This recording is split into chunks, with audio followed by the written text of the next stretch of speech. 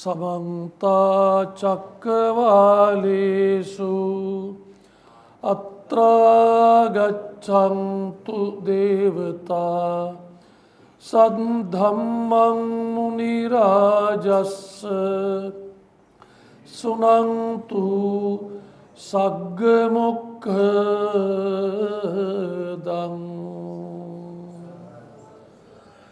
धम्मश्रवण कालो अयं भदन्ता धम्मश्रवण कालो अयं भदन्ता धम्मश्रवण कालो अयं भदन्ता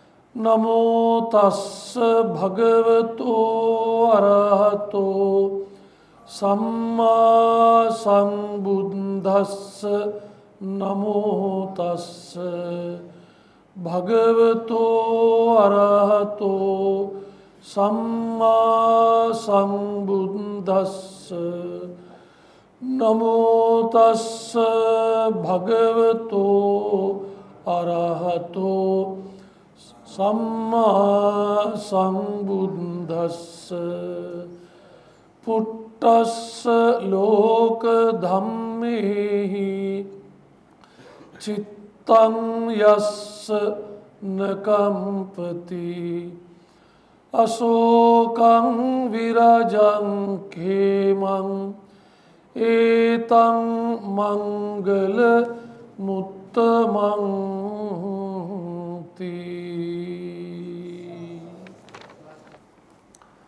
බලාපොරොත්තු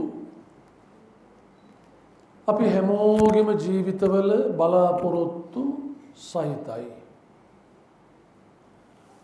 මේ ලෝකේ බලාපොරොත්තු නැති කෙනෙක් නැතුව ඇති. පුංචි දරුවෙකුගේ ඉඳලා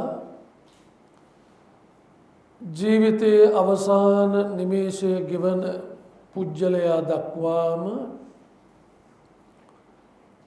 බලාපොරොත්තු වලින් ජීවත් වෙන්නේ.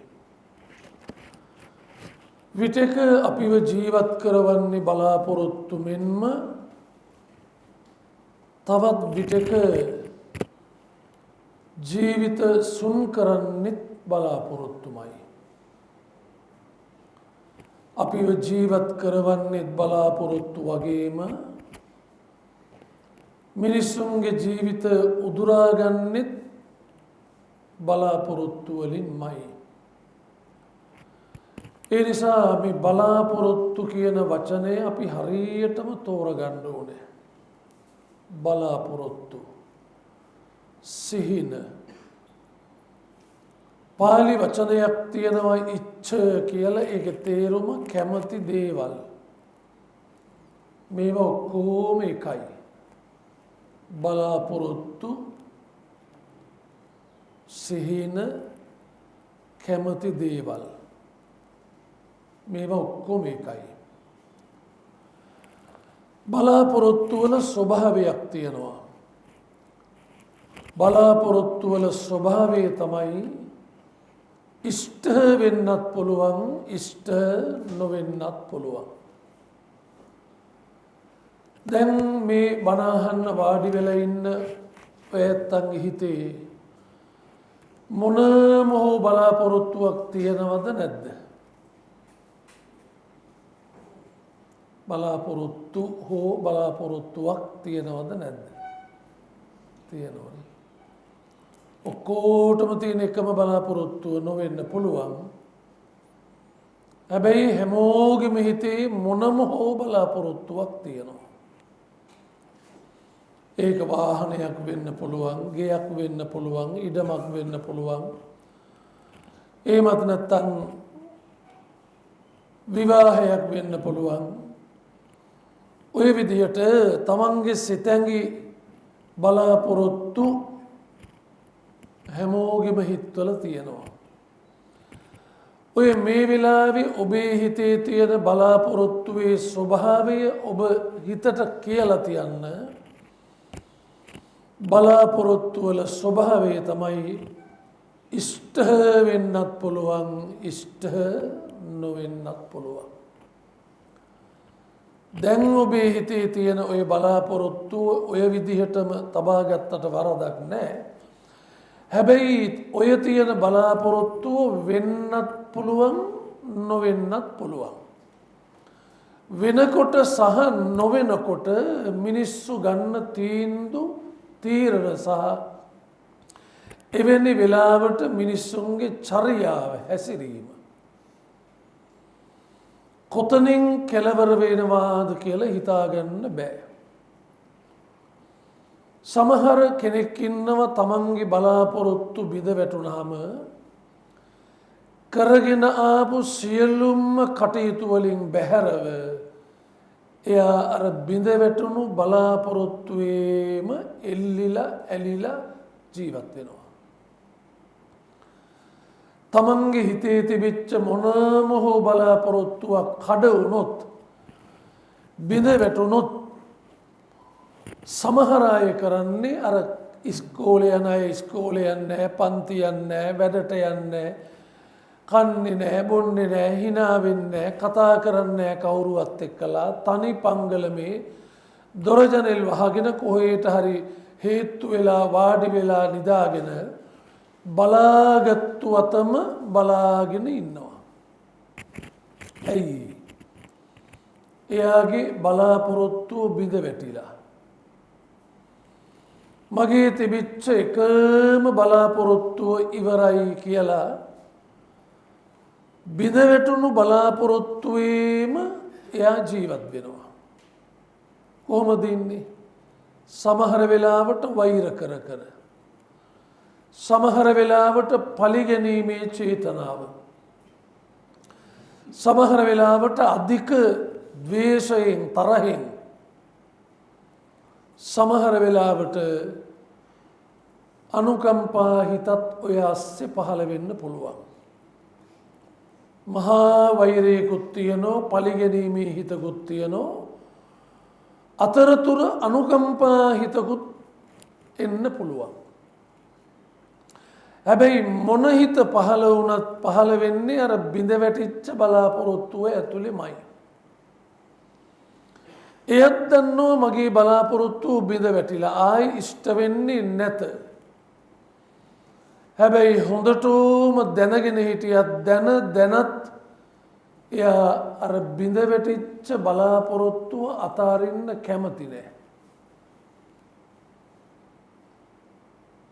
ඔහොම දිගටම හිටියොත් මානසික පීඩනයට හසු වෙනවා, මානසික ආතතිය හැදෙනවා, අවසානයේ මානසික රෝග කියන බරපතල තත්වයටත් වැටෙන්න පුළුවන්. මොකක් නිසාද? බලාපොරොත්තු බිඳ වැටුනහම. ඒ නිසා මෙතන ගොඩාක්ම ඉන්නේ තරුණ තරුණියෝ ගොඩක් බලාපොරොත්තු හිත්වල තියෙනවා. ඒ බලාපොරොත්තු දිනනතුරු ඔබේ අධිෂ්ඨානය තබා ගැනීම වරදක් නෙමෙයි. හැබැයි නැවත මතක් කරන්නේ ඔය හිතේ තියෙන බලාපොරොත්තුව සඵල වනතුරු ඔබේ උත්සාහය අත නොහරින්න. එහෙත් බැරි වෙලාවත් ඒ බලාපොරොත්තුව ඉෂ්ට නොවුනහොත්, බිඳ වැටුනොත්, ආන්න එතනදී ඔබ හැසිරෙන්න ඕන විදිහ හිතට කියලා තියන්න, මගේ බලාපොරොත්තුව ඉෂ්ට වෙන්නත් පුළුවන්, ඉෂ්ට නොවෙන්නත් පුළුවන්. සමහරුන්ගේ බලාපොරොත්තු ඉෂ්ට වෙනවා. මගේ බලාපොරොත්තුව නම් ඉෂ්ට වුණා කියලා බොහෝම සතුටු සිතින්, හරිම සන්තෝෂයෙන් උද්දාමයට පත් වෙලා එයාගේ බලාපොරොත්තුව ඉටු වෙලා හරිම සතුටින් ඉන්නේ. මතක තියාගන්න මේ භෞතික ලෝකයේ යම් යම් දේවල් මට ලැබුණා කියලා, ඉෂ්ට වුණා කියලා, ඒවා හැමදාම එකම විදිහට පවතින්නේ නැහැ. එකම විදියට පවතින්නේ. දැන් උදාහරණයක් ගත්තොත් මේ බණ අහනව ඇත්තෝ ජීවිතේ කොයිතරම් සතුටු වෙච්ච අවස්ථා තියෙනවද? විවිධ අවස්ථා ඔබ සතුටු වෙලා හරීම සතුටින් සමරන අවස්ථා තිබුණා. සමහර වෙලාවට ඔබට පිරිමි ළමෙක් නම් ගෑනු ළමෙක් හම්බ වෙච්ච දවස, යාළු වෙච්ච දවස, ගෑනු ළමෙක් නම් පිරිමි ළමෙක් හම්බ වෙලා යාළු වෙලා කතා බහ කරලා ඇයි හොඳයිකම් ගොඩනගාගත්තු කාලය හරි සතුටුයි කියලා ඒ කාලය ඇත්තටම සතුටුයි. බොහෝම සතුටුදායක කාලයක්. ඊටත් වඩා සතුටුයි ඔය ඇති කරගත්තු සම්බන්ධතාවය ස්ථාවරව තහවුරු කරගන්න අවස්ථාවේ කියන්නේ විවාහය සිද්ධ වෙනකොට. විවාහය සිද්ධ වෙනකොට ඊටත් වඩා සතුටුයි. අපි දෙන්න දෙපළක ඉඳලා දැන් එක වහලක් යටට එකතු වුණා කියලා විවාහය සිද්ධ වුණාම ඊටත් වඩා සතුටුයිද නැද්ද? බැදපු අය කිය. සතුටුයිද නැද්ද? සතුටුයිනේ. දැන් මොකෝ තත්ත්වය? අවුල්ද? සතුටුයි. මම දැක්ක දවසක් ත්‍රිවිල්ලයක පිටිපස්සේ වදනක් ලියලා තියෙනවා බඳින්න පෙර වස්තුව බැඳට පස්සේ පුරා වස්තුව කියලා. ඇත්ත. බඳින්න පෙර වස්තුව බැඳට පස්සේ පුරා වස්තුව පුළුවන් නම් නිදන් කරලම දායි. මේක නිදන් වස්තුව කියලා. මේ අඩුපාඩුවක් නෙමෙයි. මේ මං කිව්වේ අර සතුටු වෙන අවස්ථා කියලා කිව්වට ඒ වෙලාවේ අපි සතුටු වුණා තමයි. හැබැයි කාලයක් යනකොට ඒක එහෙම පවතින්නේ නැහැ. වෙනස් වෙනවා. මේ ස්වභාවය දැනගන්න විතරයි ඕන. වෙන කරන්න දෙයක් නැහැ. මේකේ මේ යථාර්ථය ඇත්ත ඕනම දෙයක් ස්වභාවය තේරුම් ගන්න ඕනේ. ඊළඟට දරුවන් ලැබෙනකොට ඊටත් වඩා සතුටුයි. දරුවෝ හම්බ වෙනකොට අම්මෙකුට තාත්තෙකුට ජීවිතේ වැඩිම සතුටු වෙන දවස අවස්ථාව. කී දෙනෙක් අම්මලා තාත්තලා ඉන්නවද ඒ අම්මා තාත්තා ජීවිතේ වැඩිපුරම සතුටු වෙච්ච තමන්ගේ දරුවෝ නිසා අද හැඬු කඳුලින් ඉන්න. හැඬු කඳුලින් ජීවත් වෙන අම්මලා තාත්තලා කොච්චර ඉන්නවද වැඩිම සතුටු වුණේ දරුවෝ නිසා තමයි. හැබැයි අද වැඩිම අඬන්නේ දරුවෝ නිසා. මම මේ කියාගෙන ආවේ මේ භෞතික ලෝකයේ සතුට කියලා දෙයක් නැත්තේ නෑ, තියෙනවා. හැබැයි ඒ සතුට తాවකාලිකයි. ඒ නිසා ඔබට යම් යම් දේවල් ලැබුණා තිබුණා කියලා ඕනවාට වඩා උද්දාමයටපත් වෙන්න යන්න එපා. ඔය සතුටු වෙන දේවල්ම ආයි පෙරලා ඔබට අඬන්න සිද්ධ කරයි. ඒක තමයි ලෝකයේ ස්වභාවය. ඒ නිසා ඉලක්කයක් එම් එකක් බලාපොරොත්තුවක් ජීවිතයක තබා ගැනීම ඉතාම හොඳ දෙයක්. සමහරු ඉන්නවා කිසිම අරමුණක් නැහැ. කිසිම අරමුණ ඇහුවාම කියන්නේ ඔහේ ඉන්නවා. ඔහේ ඉන්නවා කියලා කියන්නේ. කිසිම අරමුණක් නැතුව යන ගමන අසාර්ථක ගමනක්. ඕනම කෙනෙකුට අරමුණක් තියෙන්න ඕන. හැබැයි ඒ අරමුණ දිනන තුරු ඔබේ උත්සාහය අත් නොහරින්න. ලෝකේ උට්ටහන වන්තානං ජනානං කිම සාධිය. උත්සාහවන්තයාට මේ ලෝකේ කළ නොහැක්කක් නැත. උත්සාහවන්තයාට මේ ලෝකේ කළ නොහැක්කක් නැත. ඒ නිසා අපි හැමෝගෙම ජීවිතවල අරමුණක් තියාගන්න, අරමුණක් හදාගන්න. ඒ අරමුණ දිනන තුරු ඔබේ උත්සාහය අත් නොහරින්න. ඒ අතරමඟ වැටෙන්න පුළුවන් වැටෙන හැම තැනකදීම වැටුණට වඩා වේගයෙන් නැගිටින්න. වේගයෙන් නැගිටින්න. අපි කරන්නේ අපේ අරමුණට යන අතරතුරේ ඒ අරමුණු බිඳ වැටෙනකොට බලාපොරොත්තු බිඳ වැටෙනකොට කලකිරිලා වහබීලා බෙල්ල වැලදාගෙන ජීවිත නැති කරගෙන මානසික රෝගියෝ බවට පත්වෙන අවස්ථා තියෙනවා. ජීවිතයෙන්ම සමහර වෙලාවට සමුගන්න අය කොච්චර ඉන්නවද. ඔය කොරෝනාවලට පෙර ලංකාවේ ඒලෙවල් විභාග උසස් පෙළ විභාගයක ප්‍රතිඵල ආවහම ළමයි 3 දෙනෙක්වත් සියදිවි හානි කරගන්නවාය කියලා සමීක්ෂණ වලින් සොයාගෙන තියෙනවා. ඒලෙවල් කොරෝනාවලට පෙර ඒලෙවල් විභාගේ ප්‍රතිඵල ආවහම ළමයි 3 දෙනෙක්වත් සියදිවි හානි කරගන්නවා ඉඳලා වැඩක් නැහැ. විභාගයේ අසමත්.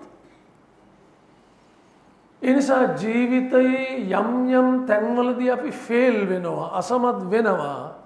හැබැයි ඔබ දක්ෂ වෙන්න ඕන ඒ අසමත් වීමම සමර්ථ වීමක් බවට පත් කරගන්න. ඒක තමන් සතු දෙයක්.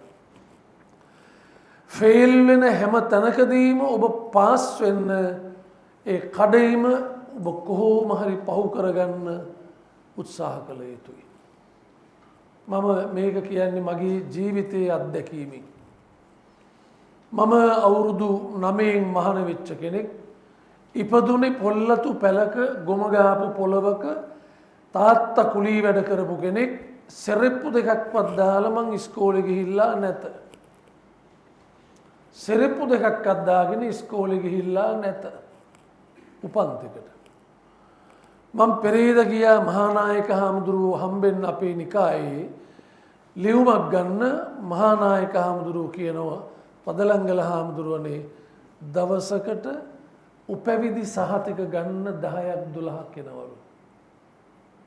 උපැවිදි දන්නවනේ කියන්නේ සිවුරු ඇරලා යන්න. සිවුරු ඇරලා යන අය සහ ගියපු අය මහානායක හාමුදුරුවන්ගෙන් ලියුමක් ගන්න ඕන. ආයේ ඒ ලියුම අරගෙන බුද්ධ ශාසන අමාත්‍යාංශයට ගිහිල්ලා නම් වෙනස් කරගෙන ආයි පැවිදි නම අයින් කරලා ගිහි නම දාගෙන ඒව කරගන්න ඕනේ. දවසකට එනවලු 10ක් 12ක් හාමුදුරුවරු හෝ සිවුරු ඇරපු අය උපැවිදි සහතිකයේ මහානායක හාමුදුරුවන්ගෙන් ගන්න. ඒ කියන්නේ මේ මහාන වීමම තමන්ගේ අරමුණ දිනා ගන්න පුළුවන් එකක් නෙමෙයි. දරා ගැනීම නැහැ. ඉවසීම නැහැ. උහුලගෙන ඉන්න පුළුවන් හැකියාව හදාගෙන නැහැ. මම අවුරුදු 9න් මහාන වෙලා අවුරුදු 16 වෙනකන් ඉගෙන ගත්තේ රත්නපුරේ ගොඩකවෙල පිරිවෙනේ. ගොඩකවෙල පිරිවෙනේ මම ඉගෙන ගත්තේ. මම හැමදාම නිහාල් මහත්තයෝ පන්තියේ 3 වෙනියා. පිරිවෙනේ හාමුදුරුවෝ විතරයි ඉගෙන ගන්නේ. පිරිවෙනේ ඉගෙන ගන්නේ හාමුදුරුවෝ විතරයි. මම හැමදාම අපේ පන්තියේ 3 වෙනි ස්ථානය ලබා ගන්නේ. ඒ කියන්නේ මම දුර්වලෙක් නෙමෙයි. 3 වෙනවා කියන්නේ. පන්තියක 3 වෙනි ස්ථානය ගන්නවා කියන්නේ එන බ්‍රයිට් එක වෙන්න ඕනේ. මං හැමදාම 3 වෙනි. ඇයි දන්නවද? අපේ පන්තියේම හිටියේ 3 දෙනයි. ආමුදුරු 3 දෙනයි. ඔය ඉස්කෝල වල වගේ 40 50 නැහැ පන්තියේ. ආමුදුරු කොහොමද අඩුයිනේ. 3 දෙනයි හිටියේ. වාසනාවට 3 දෙනයි. බැරි වෙලාවත් 40ක් විතර හිටියා නම් මම එකෙන්ම 40. මං දන්නවනේ මගේ හැටි. ඉතින් නිවාඩුවට පන්සලට එහෙම පිරිවෙනේ නිවාඩු දුන්නාම පන්සල් යනවනේ මහාන වෙච්ච පන්සලට ගියාම ලොකු හාමුදුරුවෝ අහන උන්වහන්සේ මේ පාර කීවෙනියද? ලොකු හාමුදුරුවනේ 3 වෙනි. හැබැයිද? බොහෝම හොඳයි කියලා තට්ටෙත් අත ගන්නවා. එතනින් එහාට මං කිසි දෙයක් කියන්නේ නැහැ. ලොකු හාමුදුරුවෝ කියනවා ඊළඟ පාර දෙවෙනියා වෙන්නවත් බලනෝ ඕයි කියලා. එච්චරයි. පන්ති පළවෙනි 3 වෙනි ස්ථානේ. පළවෙනියා වේරහැර ධම්මරතන හාමුදුරුවෝ මෙන්න මේ ඇඹිලිපිටි පැත්තේ කොහොද කැලේක පිරිවෙනක උගන්වනවා. දෙවෙනියා බලවින්නේ චන්දජෝති හාමුදුරුවෝ ඒක මෙන්න මේ මාදම්බේ පැත්තේ කහවත්තේ මාදම්පියක් තියෙනවනේ. ඒ කහවත්ත මාදම්පේ පන්සලක එයා පන්සලටම කොටු වෙලා ඔහේ ඉන්නවා. එයා පන්තිය හැමදාම තුන්වෙනියා. මට ගණන් බැරි ප්‍රශ්නයක් තියෙනවා. ඒක ඇතුණමුනේ. ගණන් බෑ. ගණන් බෑ. ගණන් ෆේල් කියන්නේ ඉතින් ඔක්කොම ෆේල් නේ. අනිත් ඔක්කොම පාස් වුණාට වැඩක් නැහැ. ගණන් ෆේල්. මට ගණන් පුදුම අමාරුවක් තියෙනවා. මට ගණන් සර් පෙන්නන්න බෑ. ඔව් පුදුම ගණන් වලට මගේ එහෙම සසර පුරුද්දක් තිබිලා නැහැ. සසර පුරුද්දක් තිබිලා නැහැ. හැබැයි මං වැඩේ අතෑරියේ නැහැ. වැඩේ අතෑරියේ නැහැ. වයස 13යි. තාම ඉන්නේ අර පිරිවෙනේ 9යි 16යි අතර ගොඩක වෙල පිරිවෙනේ. අවුරුදු 13යි වයස රත්නපුර දිස්ත්‍රික්කයේම පිරිවෙන් 64ක්. පිරිවෙන් 64කින් 13 වයසේ හාමුදුරුවරුන්ගේ තරඟ තියෙනවා. අපිටත් තරඟ තියෙනවානේ. අපිට තියෙන දේශනා තරඟ, ගායනා තරඟ, අත්තකුරු තරඟ, භාෂාන්තර තරඟ. නැතු ඔය ඇත්තන්න වගේ මේ මීටර 1500 දුවන ඒවා අපට නැහැ. අවුරුදු 13 වයසේදී රත්නපුර දිස්ත්‍රික්කයෙන් පිරිවෙන් 64කින්ම පද්‍ය ගායනා තරගෙන් මම ෆස්ට්. ගණන් වලින් බින්දුව. හැබැයි කවි කියලා එක. ආමුදුරු 64 දෙනෙක්ගෙන් මං එක. එම වයසේම රත්නපුර දිස්ත්‍රික්කයේ පිරිවෙන් අතර ධර්ම දේශනා තරගෙන් මම 3. මට 3 කොහොමත් හුරුයිනේ. 3 හුරුයි. 3 වෙනිය. ඊළඟට අවුරුදු 16 දී මං රබර් සිරප්පු දෙකක් දාගෙන CTB බස් එකක නැගලා ඔය ගොඩක වෙලේ ඉඳලා ආව කොළඹ බැස්සේ කොටිගාවත්ත හන්දියේ. ගිහිල්ලා කෙලීම නතරුනේ අංගොඩ පිස්සන් කොටුවේ. පිස්සු ඇදිලා නෙමෙයි. ඉන්න තරක් නැහැ. කොළඹ මගේ නෑදෑයෙක් නැහැ, යාළුවෙක් මිත්‍රයෙක් නැහැ, දායකයෙක් නැහැ, ඉන්න තරක් නැහැ. පිස්සන් කොටුවට අයිති පොඩි මානසික රෝගීන් වෙසප්පෝයට සුද්දන්ගේ කාලේ අරගෙන ඇවිල්ලා වඳින තැනක් තිබුණා. ඒ පිස්සන් කොටුවට අයිති තැනක්. සමහරවල් දන්නත් බණ්ඩවිල පන්සල කියලා ඉතර කියන්නේ. මෙතන නඩුවකුත් තිබුණා. හාමුදුරු කෙනෙක් අල්ලගෙන ඒ ස්ථානේ මමත් ගිහිල්ලා ඕන දෙයක් කියලා. හැබැයි මට අරමුණක් තිබුණා. මං ආවේ රබර් සෙරප්පු දෙකක් දාගෙන CTB බස් එකේ නැගලා. අරමුණක් තිබුණා. අරමුණ දිනනතුරු මගේ අදිස්ථානේ අත් නොහරිමි. පොල්ලතු පැලක ඉපදිලා සෙරප්පු දෙකක්වත් නැතුව ඉස්කෝලේ ගිහිල්ලා රබර් සෙරප්පු දෙකක් දාගෙන ගමේ ඉඳලා නගරයට ආවහම ඔය ඇත්තු දන්නෝ ඔය ඇත්තන්ට මොන වගේ කෙනෙහිලිකම් වලට මුහුණ දෙන්න වෙනවද? අපටත් තිබුණා මේ පන්සල ඇතුලේ. හැබැයි ඒ සියල්ල ඉවසුවා, දරාගෙන හිටියා, කාගෙන හිටියා. අවුරුදු 16 දී ඇවිල්ලා දැන් කොළඹ පිරිවෙන් යනවා ගංගාරාමේ. අවුරුදු 17යි කොළඹ දිස්ත්‍රික්කයේම ධර්ම දේශනා තරඟයෙන් ඒත් මම 3. මට 3 හුරුයිනේ. කොහේ ගියත් 3. අද මාත් එක්ක එකට ඉගෙන ගත්තු අනිත් හාමුදුරුවෝ දෙන්නම කැලේ ඉන්නේ. මම ඉන්නේ ලෝවේ. මේ වෙනකොට ලෝකේ රටවල් 17කට විතර ගිහිල්ලා තියෙනවා බණ කියන්න. බණ කියන්න. ගණනුත් බෑ. ලංකාවේ තියෙන සියලු ටීවී channel වල මම දේශනා කළා තියෙනවා, සාකච්ඡාවලට ගිහිල්ලා තියෙනවා. ගණනුත් බෑ. ඒ වේදිකාවේ ඉන්නෝ දොරමඩලාවේ අමාදහරේ නැනපානේ සත්පියුමේ මේ වැඩසටහන් වල ජ්‍යෙෂ්ඨ මහාචාර්ය ජ්‍යෙෂ්ඨ කතිකාචාර්ය ඔක්කොම ඉන්නේ මහා කෙරුමෝ. හැබැයි ඉතින් මාත් ඔය ගොඩේ ඉන්නෝ ගණනුත් බෑ. හැබැයි ඔය ආචාර්ය මහාචාර්ය කතිකාචාර්යවරු කාටවත් බැරි දෙයක් මං ගාව තියෙනවා. මට ඕනනම් මේ විදිහට මිනිස්සුන්ට කතා කරන්න පුළුවන්. මට කවියෙන් මිනිස්සුන්ට කතා කරන්න පුළුවන්. තමන්ව තේරුම් ගන්න. අපිට අනුන්ගේ දෙයක් උදුරගන්න බෑ. ඉරිසියා කරලා වෛර කරලා අනුන්ගේ දෙයක් අපට ගන්න බෑ. භෞතික වස්තුවක් ගන්න පුළුවන් ඇති. හැබැයි ඒවයි පැවැත්මක් නෑ එහෙම හොරකම් කළා කියලා. පේනවනේ හොරකම් කරපියුන්. එහෙම දෙයක් උදුරගත්තත් ඒවයි yaadෙන්නේ නෑ. ඒ නිසා ඔබ එක එක්කෙනා පරදවන්න අභිබවන්න නෙමෙයි යන්න ඕනේ. ඔබ වෙන්න. තමන් වෙන්න. මේ මෙතන ඉන්න හැම කෙනෙක් ගාම තියෙනවා මේ විශේෂතා. මේ ඉන්න හැම පුජ්‍යලයක්ම ගත්තොත් එහෙම මෙතන 100ක් සෙනග ඉන්නවා නම් කුසලතා 100ක්. එක එක හැකියාවල් තියෙන්නේ. එක එක දක්ෂතා තියෙන. අපේ පැත්තේ අක්කා කෙනෙක් ඉන්නවා. මේ පාර අවුරුදු 30 තිබුණා. මේ පාර අවුරුදු 30 පොල් ගෑමේ තරඟය කැන්සල් වුණා. කිසි කෙනෙක් එන්නේ නැහැ ගෑනු පොල් ගාන්නේ අක්කත් එක්ක. අපෝ ඒ ගෑනෙත් එක්ක පොල් ගාලා බේරෙන්න බෑ. පොල් ගෑමේ තරඟේ අපරාධ පොල්ජනාව. තරඟය කැන්සල්. ඒ අක්කත් එක්ක පොල් ගන්න බෑ. කිසි කෙනෙක් ඒකත් එක හැකියාවක්. ගන්න තරඟේ පොල් ගන්නකොට උලුප්පන්න බෑ. කට්ටනම ගන්න ඕන හොඳට හීනියට ගන්න ඕන. ඒකත් එක කුස සමහරු ඉන්නවා පොල් ගන්නව බෑ නෙවෙයි. අහන්නේ නිකන් තාම පොල් ගන්නවද කියලා. පොල්වත් ගා ගන්න බෑ. ඒ නිසා තමන්ම තේරුම් ගන්න මං කොයි වගේ කෙනෙක්ද මං ගාව තියෙන්නේ මොන වගේ කුසලතාවයක්ද හැකියාවක්ද. ආන්නේ වටිනා ඒ හැකියාවට ඔබ වටිනාකමක් දෙන්න. දැන් මේ අපේ නිහාල් පතරගේ මැතිතුන් ගාව සේවය කරන මේ අය ඉන්නවා ස්ත්‍රී පුරුෂ දෙගොල්ලොම. මේ අය එක එක විවිධ වූ හැකියාවන්ගෙන් යුක්ත අය. මේ ඉස්සරහා ඉන්න පුතාලා දූලා ගත්තොත් එහෙම ඒගොල්ලොත් එහෙමයි. ඒ අය ගාවත් විශේෂ දරුවෝ වුණාට ඇත්තටම විශේෂතා තියෙනවා. සමහරලාට අපිට බෑ. අපිට නෑ.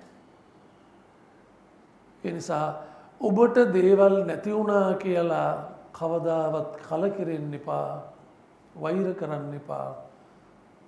ජීවිතය නැති කරගන්න සිතුවිල්ලක්වත් හිතන්න එපා. සිතුවිල්ලක්වත් හිතන්න එපා. ඊට පස්සේ දැන් ඔය ඇත්තෝ හිතයි දැන් මහඳුරුවෝ ඉගෙනගෙනම නැද්ද මන්දා කියලා. ඉගෙන ගත්තා. ඉගෙන ගත්තට ඕ ලෙවල්ම කළ 4 වතාවක්. ඒ 4 වෙනි වතාවේ තමයි මම ඕ ලෙවල් පාස් වුනේ. කොළඹ ඇවිල්ලා පළවෙනි වතාව ෆේල් කියන්නේ ගණන් ඈ. ගණන් ෆේල් කියන්නේ ඉතින් දන්නවනේ ෆේල්ම තමයි. ඊළඟ වතාවෙත් කළා ෆේල්. ඊළඟ වතාවෙත් කළා ෆේල්. දැන් මගේ යාළුවෝ විශ්වවිද්‍යාලේ මාත් එක්ක එකට හිටපු යාළුවෝ දැන් විශ්වවිද්‍යාලේ උන්ට මං ගැන දුකම හිතිලා අපේ පන්තියේ හිටිය හොඳ ගණන්කාර හාමුදුරුවෝ දෙන්නෙක් එක්කෙනෙක් වැල්ලම්පිටිය අනිත් කෙනා මාළඹේ. ඒ දෙන්න මට කිව්වා මේ උදව්වක් කරන්න.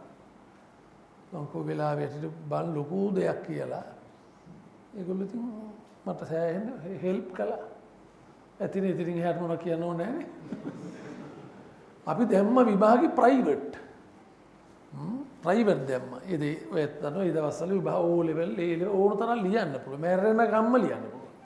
ඔව් අපි දැන් මේ ඒ කියන්නේ සමහර ඕ ලෙවල් විභාගේ තාත්තා මේ පුතත් විභාගේ ලියනවා තාත්තත් ලියනවා.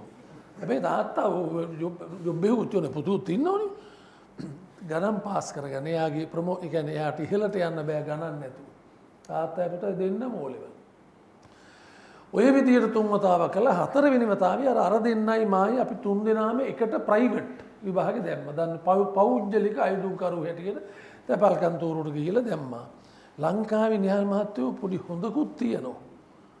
මොනවා කිව්වත් හොඳකුත් එහෙම අපි දැන් 3 දෙනාම එකට ප්‍රයිවට් දැම්මාම 3 දෙනාටම හම්බ වෙන්නේ එකම විභාග ශාලාවේ එකම තැන. අන්න පින. ඔව්. ඒ කියන්නේ විභාග කොමසාරිස් දන්නෝ වැඩේ. මේක මේ 3 පාරක් ලියලා ඉන්නේ පව් අප්පා කියලා. දැන් දෙපැත්තම ඉන්නේ ගණන්කාරයෝ දෙන්නෙක් එදා මං හැදුවා හැදිල්ලා ගණන් විභාගේ ප්‍රතිඵල ආව මාස 3ක් විතර ගියාම පදලංගල ධම්මදේව හිමි මට තිබුණේ ඩී සාමාර්ථයක්. ඒ දවස්වල ඩී තිබුණේ. ඒ නෙමෙයි.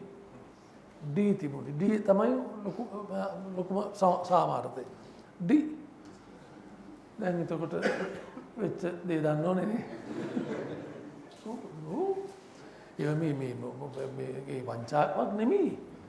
ඒවා නිකන් ඒ කියන්නේ මිනිහෙකුට යන්න පාරක් හදලා දීලා තියෙන. උඹට පුළුවන් නම් එහෙම හරි ඵලයක්. එහෙම හරියන්න කියලා. මම මේ තාම කියන්නේ අතාරින්න එපා ගේම. වැඩේ අතාරින්න එපා. කොහොම හරි ජීවිතේ ඉවසීමම පුරුදු කරගන්න. ඉවසීමම පුරුදු කරගන්න. දරා ගැනීම. දරා ගැනීම. දැන් මම සෙරෙප්පු දෙකක් අද්ද නැතුව ඉස්කෝලේ ගිහිල්ලා රබර් සෙරෙප්පු දෙකක් දාගෙන කොළබාමු මම දැන් මං හිතන්නේ කෝටි 3ක 3මාරක ජිප් එකක මම යන්නේ ලංකාවට. ඉරිසියයිද? ඕනම නම් ඉරිසියා කරගෙන ඉන්නවා. තව විනාඩි 15ක විතර මං ගියා. මං කියන්නේ දියුණු වෙන්න නම් ඉරිසියා නොකරන්න උත්සාහ කරන්න.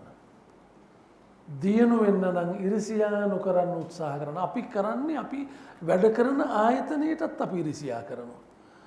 අපි ජීවත් කරන බොස්ටත් අපි ඉරිසියා කරනවා. වෛර කරනවා. කවදාවත් හරියන්නේ නැහැ. ඔබ මේ ආයතනයට වැඩට එන හැමදාම මතක තියාගන්න. ලස්සනට නාල කරලා පිරිසිදු වෙලා ඇඳලා කරලා පාට කරලා ආයතනයට එනකොට මම යන්නේ පන්සලට කියලා හිතාගෙන එන්න. බෞද්ධයෙක් නම්.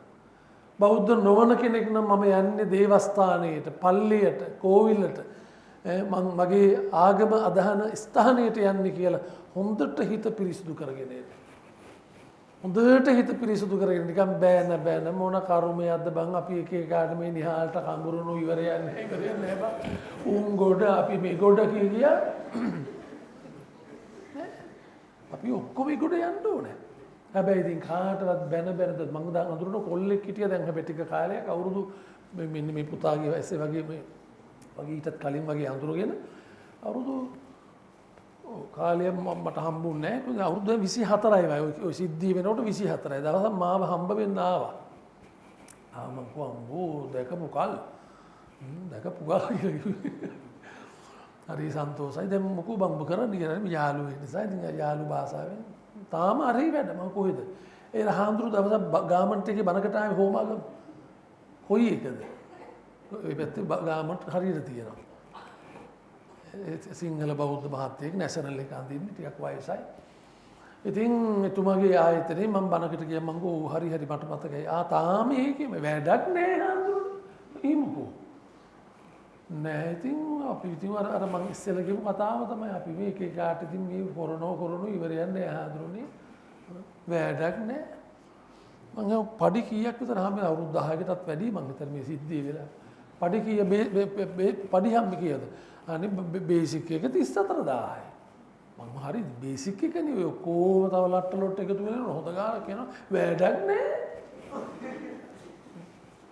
වැඩක් නෑ මං එහෙම දැන් බැන්දද? වැඩක් නෑ. ඉන්නවද කවුරු හරි ඉන්නවද මරාලයක් ඉන්නවද? ඔව් ඉන්නවා හඳුන එකක් ඉන්නවා වැඩක් නෑ. ඇයි? ඒ කෙල්ල මේ පොල්ලගේ ඔක්කොම දත් 32ම ගලවලා. ඒ කියන්නේ හම්බෙන ඔක්කොම කෙල්ල සුද්ධෝදන වෙලා සුද්ධ කරනවා. දැන් බණින්නේ කාටද? ආයතනයේ බොස්ට. ආයතනයේට. වැඩක් නෑ මං කිව්වා ඉතින් බං වැඩක් නෑ නෝ දමල ගහලා පාලකෝ වැඩක් නෑ. යන්නෙත් නෑ. ඒකෙම läගලා ඉන්නවා. යන්නෙත් නෑ මම වැඩක් නෑ නෝ පාලකෝ. ඒ තරම් නෑලු. මං කියන්නේ මිනිහෙක් ගොඩ යයිද? ගොඩ යයිද? ඔබේ තන හදාගන්න ජීවිතයේ තියෙන පළවෙනිම දේ ඉවසීම, දරා ගැනීම. තේරෙන්න කියනවනම් අවුරුදු 25 දී ලැබෙන්න තියෙන දේ 15 දී ලැබෙන්නේ නැත. ඒ කියන්නේ 25 වෙනකන් ඉන්නම ඕන. අවුරුදු 40 දී ලැබෙන්න තියෙන දේ අවුරුදු 20 දී ලැබෙන්නේ නැත. ඒ කියන්නේ අවුරුදු 40 වෙනකන් ඉවසන්නම ඕන.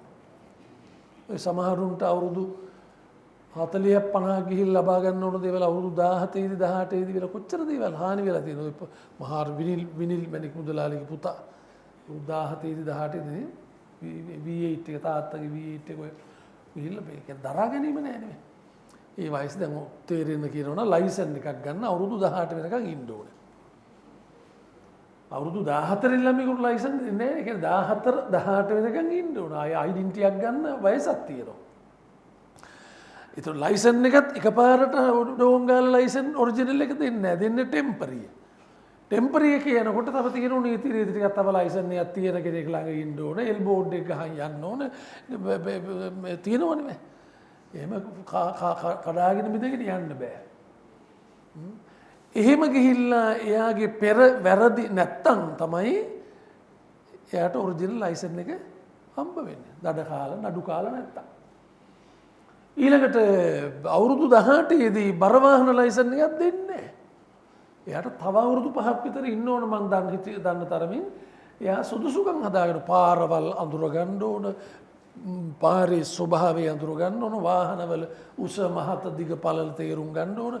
පාරේ යන ලංකාවේ නම් මගියන්ගේ ස්වභාවය අපි තේරුම් ගන්න ඕන. පාරේ බල්ලෝ ඉන්නවා.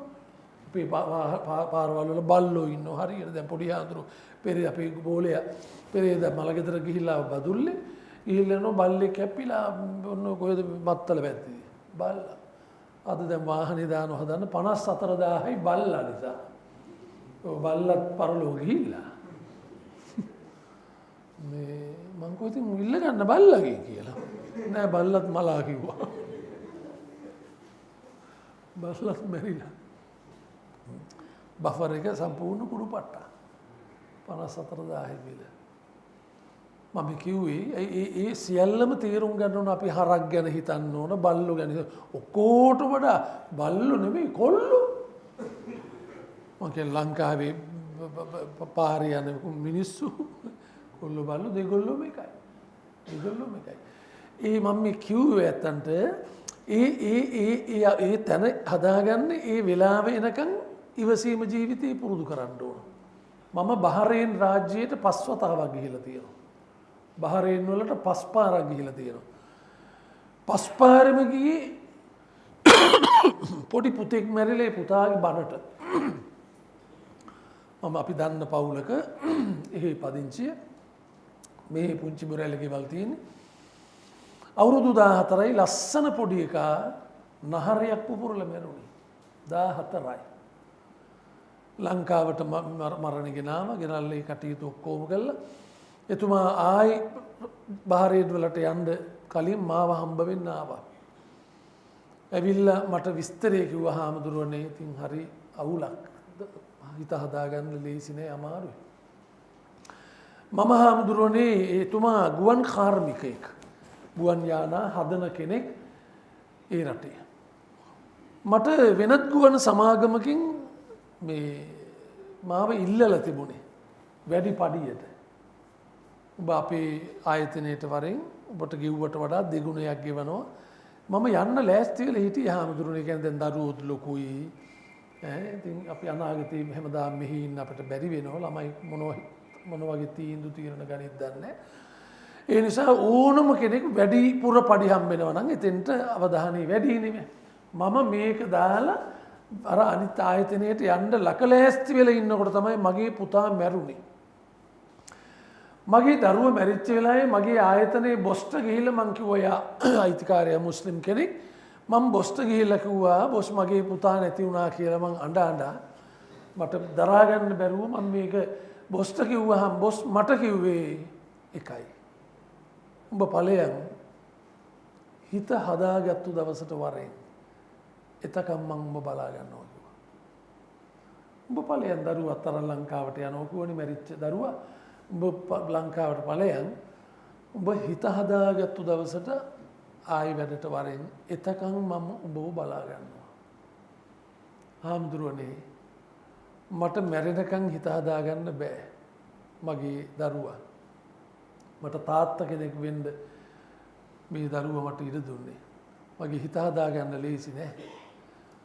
ඒත් හාමුදුරුවනේ මගේ ආයතනයේ මෙපමණ කාලයක් මාව බලාගත්තු මගේ ආයතන ප්‍රධානියා මට මෙහෙම නිදහසක් දුන්නාම මං කොහොමද හාමුදුරුවනේ මේ බොස් දාලා යන්නේ? මම එවලේම තීරණය කළා මගේ දරුවත් මලා සල්ලි මොනවද? මම යන්නේ මට ඊට වඩා වටිනවා මේ මිනිස්සයා. මේ මිනිස්සයා මට වටිනවා.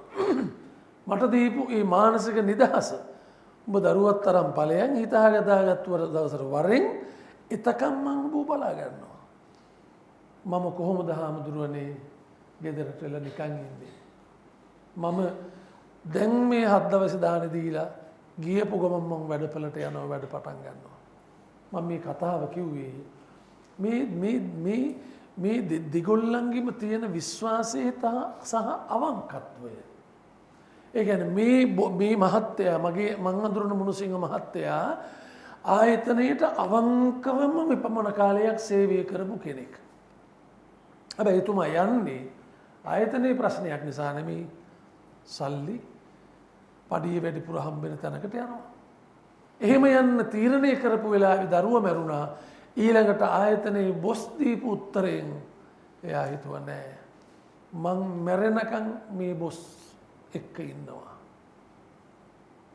ඒ කියන්නේ පාලක සහ පාලිත මේ දෙදෙනාගේම යුතුයකම් ටික ඉටු වෙලා තියෙනවා. මේ දෙගොල්ලෝ අතර ගොඩනගාගත්තු බැඳීම සම්බන්ධතාවය හරියටම සිද්ධ වෙලා තියෙනවා. ඒ නිසා අපේ රටේ ගොඩාක් මිනිස්සු කියන්නේ අපිට කිසිම දෙයක් ගැන කිසිම කෙනෙක් ගැන විශ්වාසයක් නැති තත්වයට පත් වෙලා. මම මගේ ජීවිතේ කොල්ලෝ දෙන්නයි ජොබ් දෙකකට දාලා තියෙන්නේ. මං හරි බයයි.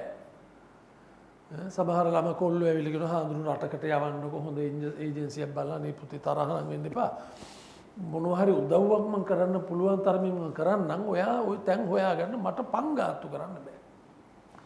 කොල්ලෝ දෙන්නෙක් මං රස්සාවල දාලා චරිත සහතිකක් දීලා අන්තිමේ ඉතින් කටිනුත් කියලා යනවා පුතේ මේ අපි සවුත්තු කරන්න එපා.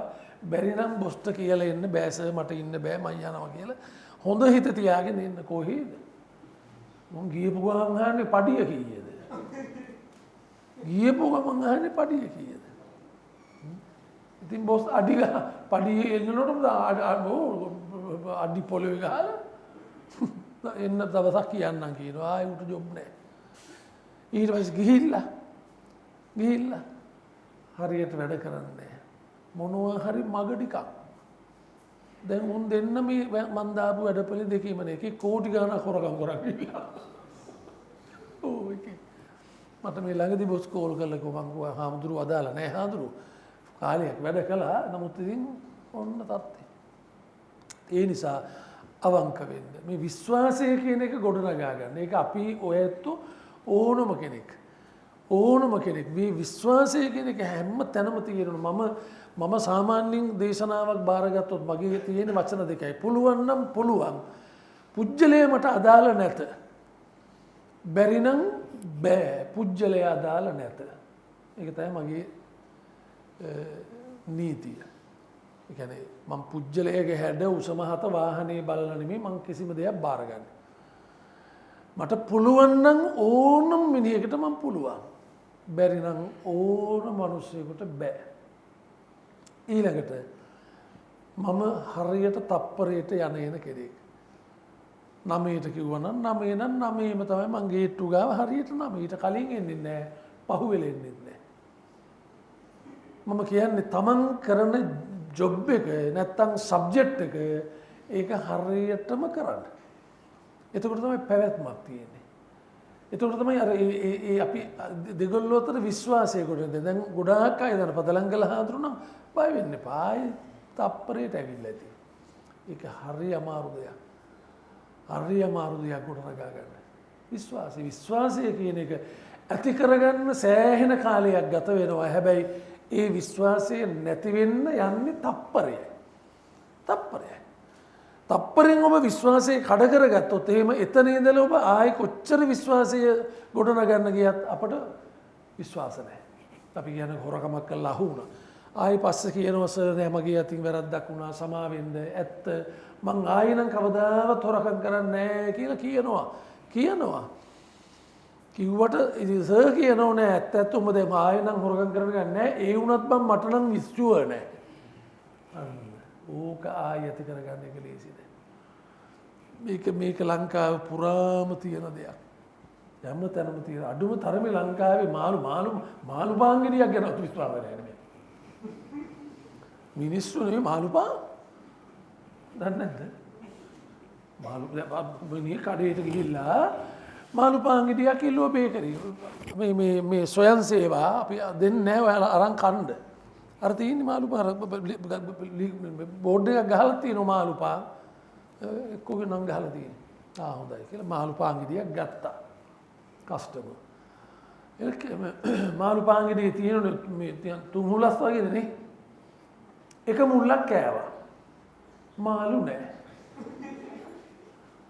මිනිහා හිතුවා නෑ තව මුළු දෙකක් තියෙනවා ඔය මුළු වල ඇති. තව මුල්ලක් කෑවා. ඒ මුල්ලෙත් නෑ. ෂුවර් එකට මේ තුන් මුල්ලේ තමයි තියෙන්නේ කියලා. ඊළඟ මුල්ල කෑවා. ඒ මුල්ලෙත් නෑ මා. මිනිහට දැන් කන ගමන් දැන් තද වෙලා ටිකක්. ඇයි මාළු නෑ? හිතුවා නෑ නේ තාම මාළු පාංගිරි ඉවර නෑ නේ තාම මැද හරිය තාම මැද කෑවේ නෑ නේ. තුන් මුල්ලනේ කෑවේ. මැද මේ මුදලාලි ෂුවර් එකට මේ මාළු දාලා තියෙන්නේ මැදට තමයි කියලා මැදත් කාලා බැලුවා. මැදත් මාළු නෑ. මිනිහට හොඳටම තද වෙලා ගිහිල්ලා මුදලාලට මේ මොනවද මාළු පාන් නෙවෙයි ඉල්ලුවේ අර ගහලා තියෙන මාළු පාන් මාළු පාන්ද කොබම් මේකේ මාළු මාළු තිබ්බේ නැද්ද කාලා බලන්න ඔහෙත් බලන්න මුදලාලි ඉතින් කාලා බලන්න මේ මාළු තියෙනවද හදන්න කලින් මාළු තියෙනවද නැද්ද කියලා මේ අර මාළු පාන් වලට එහා පැත්තේ තියෙන්නේ මොනවද ඒ කිඹුල බනිස්නේ එහෙනම් ඔයා කිඹුලෙක් කාලා බලන්නකෝ ඕකේ කිඹුල්ලු ඉන්නවද කියලා. කිඹුල බනිස්සල කිඹුල්ලු නෑ වගේ. මාළු පාන් වල මාළු නෑ. ඔබ දැකලා ඇති චූම්පාන් වෑන් වල ලুকু පොල් ගෙඩි අකුරෙන් ලියලා තියෙනවා. මොකද්ද? විශේෂයෙන් දැන් මේක පළ කරලා තියෙනවා. මාළු තියෙන මාළු පාන්. මාළු තියෙන මාළු පාන් ආයි එච්චර ඕනේ නෑනේ මාළු පාන් නම් ඒක මාළු තියෙනවා අපට මාළු පාන් ගෙඩියක් ගැනවත් විශ්වාස නැහැ ඒ නිසා විශ්වාසය නැති කරගන්න එපා විශ්වාසය තහවුරු කරගන්න පැවැත්ම ඉවසන්න ජීවිතේ ජය ගන්න ආයතනයට ආදරය කරන්න ආයතනයේ ප්‍රධානියාට ආදරය කරන්න ඕනම දෙයකට අපි පාවිච්චි කරන පිඟානට කෝප්පෙට උනත් මේවයි පණ නැහැ. ගහකට කොලකට උනත් මම හොඳටම අත්දැකලා තියෙනවා අපේ පත්‍රික මහත්තයලා ආව මගේ ස්ථානයේට මේ දුවයි පුතයි මේ කොමාව ආරාධනා කරන. මගේ අත්වලින් වගු හැම ගහකම ගෙඩි තියෙනවා. චූටි ඉඩක් තුල මම පොඩි ඉඩක් තියෙන්නේ මට මම පොල් ගස්ම 15ක් විතර වාන් තියෙනවා. හැම පොල් ගහේම ගෙඩිත් තියෙනවා. මං ගස් එක කතා කරනවා. මං ගස් එක ගිහිල්ලා වෙලාවක් නෑ උදේම කියලා නෑ මට වෙලාවක් හම්බුනහම මං ගිහිල්ලා ගහ අත ගාලා ගහ එක්කලා කතා කරනවා ගහ ගන්න වගේ යන්නේ ගහ එක්කලා කතා කරනවා එක පොල් ගහක් තිබුණා පී දෙන්නෙම නෑ මං ගහ එතන උඩ නගින්න පුළුවන් පඩි පෙලෙන් එතන බිල්ලිමත් පොඩි තියෙනවා කෙලින්ම මේ කියන්නේ පොල් අතු ගාවටම ගිහිල්ලා කතා කරන්න පුළුවන් පඩි පෙලේ යන්න පුළුවන් මං ගිහිල්ලා කතා කරලා දැන් ඒ ගහේ තමයි ලොකුම ගෙඩි තියෙන්නේ. ලොකුම ගෙඩි. ගිහිල්ලා අතින් නිකන් අතින් කඩන්න පුළුවන්. මම මේ කියන්නේ ඕනම තැනකට ඕනම කෙනෙකුට ඒක දැනෙනවා. ඒක දැනෙනවා. ඒ චිත්ත තරංග ගිහිල්ලා වදිනවා. හරි. අපේ හිත නරක වුණොත් අපි ඉන්න පරිසරය නරකයි. ඒක ආයතනයේද, ගෙදරද, ඉන්න තැන කොතනද කියලා එකක් නැහැ. සතුටින් hina වෙලා හිත සංසුන් කරගෙන හිත මේ ප්‍රීතියෙන් තබා ගන්න පුළුවන් නම් එතන ඉන්න ඔක්කොම ඉන්නේ සතුටු වෙලා. ඒ නිසා ඔබ හෙට වැඩට එනකොට හෙට හෝ ඊළඟ ඔබේ අවස්ථාවට වැඩට එනකොට ඔබ hina වෙලා වැඩට එන්න. මූණ එල්ලගෙන මූණ පුම්බගෙන එපා වෙලා වගේ ඉන්න එපා. hina වෙලා ඉන්න. වැඩට එනකොට hina වෙලා ඉන්න. මම ඕනම් බණ ඉවර කරන්න හදන්නේ ඕනනම් පොඩි දෙයක් කියන්නම් දැන් වැඩ බණ ඉවර කරලා ඔයා පොඩි රියසල් එකක් කරන්න. මොකද ලංකාවේ මිනිස්සුන්ට hina වෙන්න බෑ දන්නේ නැහැ. hina වුණොත් කින්ඩියට hina වෙන්නේ. එක්ක හැරි hina වෙනවා ඒ රත්තු වගේ. දන්නෝනේ හත. අපිම කියනවා ඊ බං අරු හැරි බලමු. සතෙක් වගේ කියලා. නෑ මනුස්සකමට hina වෙන්නේ. මනුස්සකමට දැන් මම ජෝර්දාන් වලට ගිය එකපාරක් මට යනකොට ඕම කිව්වා හාමුදුරනේ එහි මුස්ලිම් අය ඉන්නේ. හැබැයි අඳුරන්න ඕනේ නැහැ. පාරතොරේ දැක්කත් ඕන කෙනෙක් දැක්කාම සලාම් කියලා කියනවා. සලාම් කියලා කියනවා. මේ මගේ ඉතර මහත්තයා මට ආරාධනා කරු මහත්තයා එහි මුනුතානේ හාමුදුරු මොකද කියලා මම නෑ මාත් සලාම් කියන්න අහුන්නේ නැහැ. මං යාට තිරුවන් සරණයි කිව්වොත් හරියද මේ? ඒක සලාම් කියනවා මාත් රතිය හිටි මම පාරතොට යනකොට මිනිස්සු සලාම් කිව්වා මාත් සලාම් ගන්නවා සතියක් හිටිය සලාම් ගන්නවා. ඉතින් මම මුස්ලිම් වුණාද? මගේ මොකක් හරි අඩු වුණාද? නෑ පදලංගල හාමුදුරුවෝමයි. ඒ රටේ ඒ ආචාර පුජ්‍යලයා දාලා නෑ ඕනම කෙනෙක් ඉස්සරහට හමුනහම සලාම්. ඔව් එච්චරයි. මම මේ කියන්නේ ඒ ඔළුව නමල එහෙම එකක් තියෙනවා හැම රටවල් වල මේ ආවේනික සිරිත්. නමුත් අපේවත් තිබුණා අපි ගාව. නමුත් දැන් ඒවා ගොඩාක් අහිමි වෙලා. ගොඩාක් බැහැර වෙලා. ඒ නිසා හිනාවෙන් කවුරුත් එක්කලා සහයෝගයෙන් සහජීවනයෙන් ඔබේ තන හදාගන්න ජීවිතයේ අඩියෙන් අඩිය ඉස්සරහට යන්න අදිෂ්ඨානයක් කරගන්න. කතාවක් තියෙනවා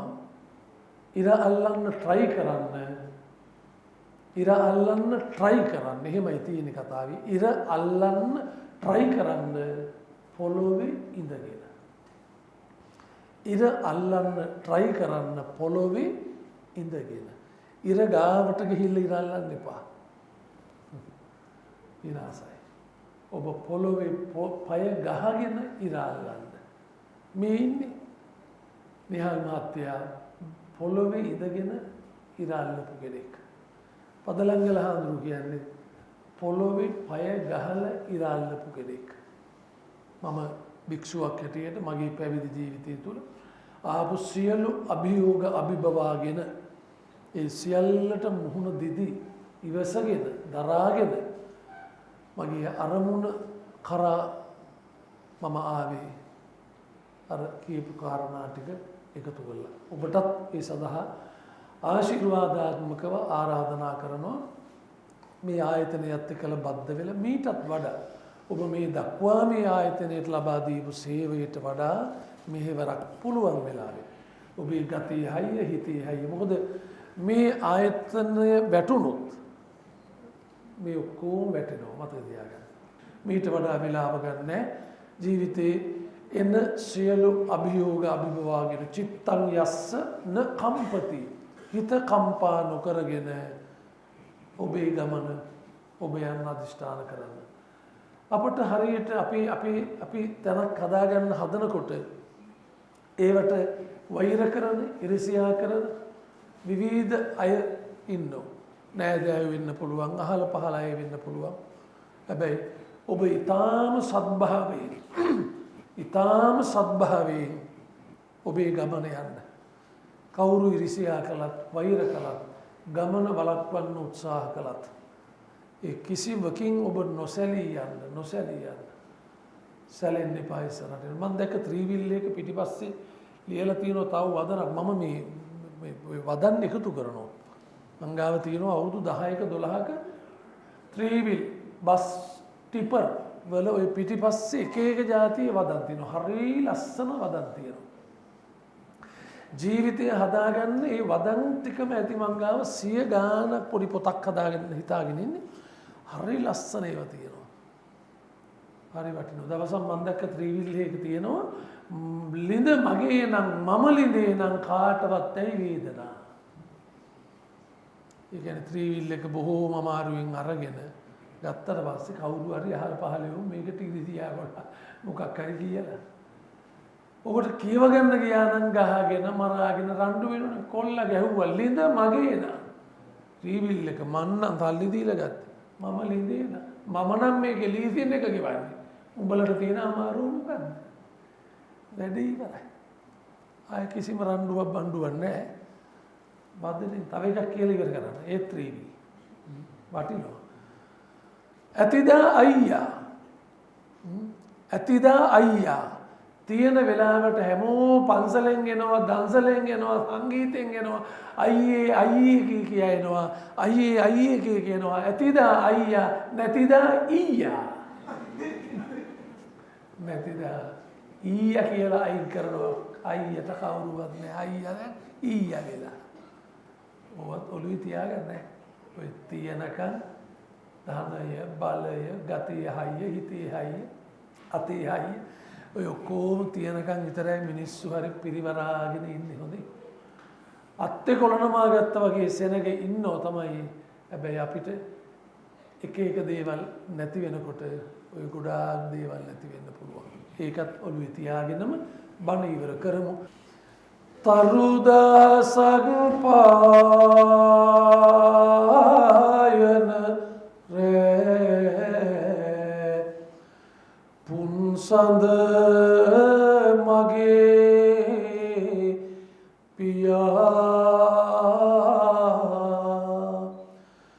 පනනල රැක ගන්නට මට හුස්ම පොදයි පියා පියවර පියවර පාසා සෙවනැල්ලයි පියා ජීවන මග කෙලවර කොට නිවන් දකින් පියා. අම්ම ගැන සංසාරේ මරු කතරට සීත ගඟුල අම්මා භවගමනේ ගිම්නිවන්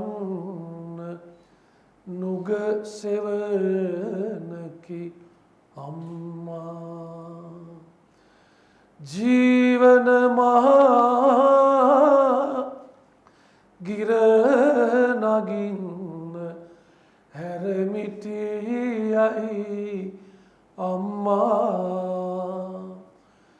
ජීවන මග කෙලවර කොට නිවන් දකි